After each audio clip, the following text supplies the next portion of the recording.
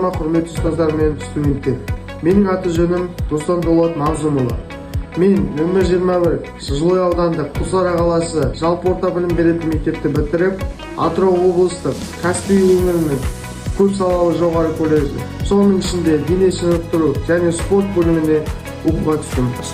Дәлірек айтар болсам, дене тәрбиесі пәнінің мұғалімі 2023 жылғы түлегімін. Қазірде айтар болсам, сол нөмір 21 мектепте дене тәрбиесі пәнінің мұғалімі болып еңбек етемін. Осы мамандығым бойынша білімімді жалғастырып, жоғары оқу орнын аяқтадым.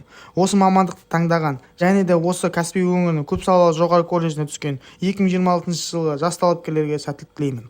Осы орайда айтарым өз білімін ұстастыра білген, осы мамандыққа деген ықыласымызды көтере білген Каспий өңірінің көп салалы жоғары колледжінің барша ұстаздарына айтар алғысымыз шексіз.